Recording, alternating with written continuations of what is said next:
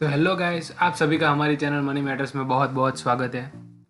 तो आज हम एक अनोखे टॉपिक के बारे में बात करने हैं, टैक्स सेविंग टूल्स के बारे में बात करने हैं। चार ऐसे टैक्स सेविंग टूल्स है जो कि आपको वेल्थ जनरेट करने में और आपको टैक्स का जो पैसा लगता है वो बचने में बहुत बहुत हेल्पफुल रहेंगे 2023 में। तो आपका एक अच्छा खासा इन्वेस्टमेंट पोर्टफोलियो भी बन जाएगा।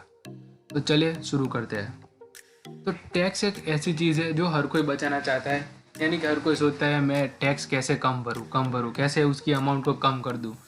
तो आज हम कुछ ऐसे ही टॉपिक के बारे में बात करने वाले हैं कि कैसे टैक्स से छुटकारा पाए, कुछ अमाउंट ऐसा इन्वेस्ट करें इसी जगह पर जहाँ पर आपको टैक्स ना भरना पड़े और आप अपने पैसे से रिटर्न भी जनरेट कर सकते हैं। तो उसमें से पहला है एम्प्लॉयज़ प्रोविडेंट फंड, यानी कि ईपीएफ। ईपीएफ में ऐसा होता है जो उसमें टोटल एक 1.5 लाख की लिमिट होती है, यानी कि 1.5 लाख तक का आप इसमें अमाउंट जो इन्वेस्ट करेंगे उस पर आपको टैक्स नहीं भरना है, प्लस उस पर आपको कुछ इन्वेस्टमेंट का रिटर्न भी मिलेगा। यानी कि आप जब रिटायर हो जाओगे तो आपका जो पैसा इसमें इकट्ठा हुआ होगा वो, और उस पर कुछ इंटरेस्ट आपको मिलेगा एनुअल बेसिस पर। वो पैसा इकट्ठा आपको मिलेगा जिस पर आपको टैक्स नहीं भरना है। तो उसकी टोटल लिमिट पर पर्सन 1.5 लाख तक की होती है। अगर 1.5 लाख तक के आप इसमें इन्वेस्टमेंट करते हैं तो उस पर आपको टैक्स नहीं भरना है। तो आप इस पर पैसे लगाकर, यानी कि इसमें पैसे को इन्वेस्ट करके अच्छी खासी इनकम जनरेट कर सकते हैं।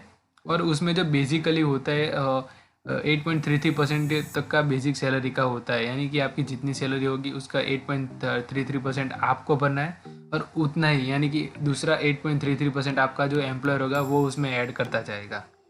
और अगर उसके सिवा कुछ अमाउंट बच जाता है, यानी कि ये 17% तक टोटल हो जाएगा आपकी सैलरी प्लस आपका जो एम्प्लॉयर होगा वो आपको जो देगा, यानी कि 8.33%, वो दोनों मिलाकर जो अमाउंट होगा उसके सिवा कुछ पैसे बच जाते हैं आपके 1.5 लाख में से।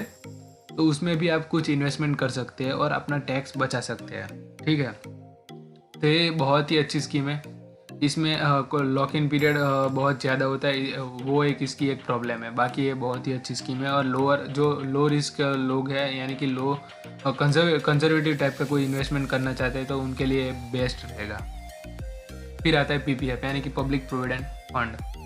पब्लिक प्रोविडेंट फंड है, उसमें भी 15 साल का लॉक इन पीरियड होता है जो कि काफ़ी ज़्यादा है। पर इस पर जो आपका टैक्स रिटर्न मिलेगा, यानी टैक्स बचाने के लिए जो आप पैसे इसमें इन्वेस्ट करोगे उस पर आपको 10 से 12% तक का एनुअल रिटर्न मिल जाएगा। यानी कि 10-12% बहुत ही अच्छी अमाउंट है, वो भी रिस्क फ्री है।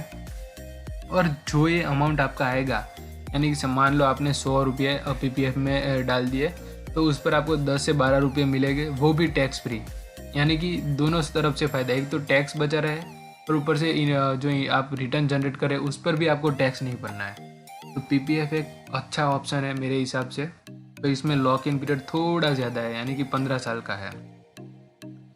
फिर आता है नेशनल पेंशन स्कीम, एनपीएस। तो एनपीएस ऐसी चीज़ है जिसमें आपको ईपीएफ से ज़्यादा, यानी कि ईपीएफ में जो 1.5 लाख तक का आपको इन्वेस्टमेंट का जो ऑप्शन मिल रहा था टैक्स फ्री, उसकी जगह इसमें 2 लाख का मिलता है। यानी कि आप 2 लाख रुपीज़ तक के उसमें इन्वेस्टमेंट करोगे तो उस पर आपको under section 80C of the income tax act आपको कोई भी टैक्स नहीं भरना है। ठीक है, और उस पर जो एनुअल रिटर्न जनरेट होगा वो 8 से 15% तक का होगा। और ये जो एनुअल रिटर्न जनरेट होगा एनपीएस में 8 से 15% एनुअली, उस पर भी आपको टैक्स नहीं भरना है।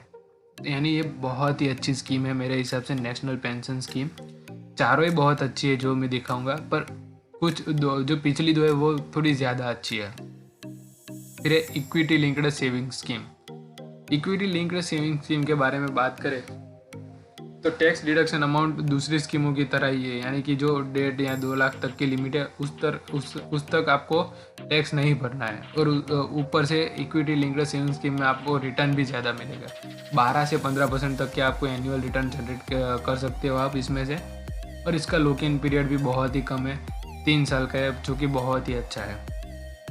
अगर चारों की कंपेरिजन करें तो सबसे ज़्यादा रिटर्न आपको ईएलएसएस, यानी कि इक्विटी लिंक्ड सेविंग स्कीम में मिलेगा, जो कि 12 से 15% है। इसका लॉक इन पीरियड भी बहुत ही कम है, यानी कि 3 साल का ही है। और उसका पोर्टेबिलिटी भी आप कर सकते हैं, यानी कि आपको दूसरी स्कीम में इन्वेस्टमेंट करना है इसमें से तो आप वो कर सकते हैं। पर इसमें एक प्रॉब्लम ये है इसकी 2 से 2.5% तक की एनुअल मेंटेनेंस फ़ी है। तो आपको शायद अच्छी ना लगे, पर मेरे हिसाब से रिटर्न के सामने वो भी कम ही है, यानी वो सबसे अच्छा ऑप्शन मेरे हिसाब से इक्विटी लिंक्ड सेविंग स्कीम।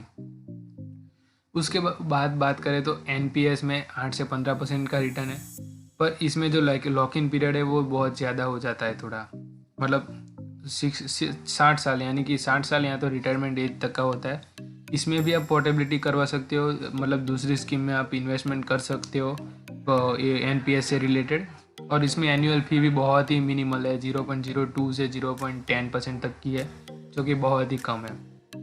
फिर आता है पीपीएफ, जिसमें आपको 7.40% तक का एक्सपेक्टेड एनुअल रिटर्न, वो भी टैक्स फ्री मिलता है। पर इसमें लॉक इन पीरियड है 15 साल का, और उसमें पोर्टेबिलिटी भी आप नहीं कर सकते, पर उसमें एनुअल फ़ी भी नहीं है। और सबसे कॉमन जो कि है ईपीएफ, यानी कि एक एम्प्लॉयज़ प्रोविडेंट फंड, जो कि 8.15% का आपको रिटर्न जनरेट कर देगा, वो भी टैक्स फ्री होगा।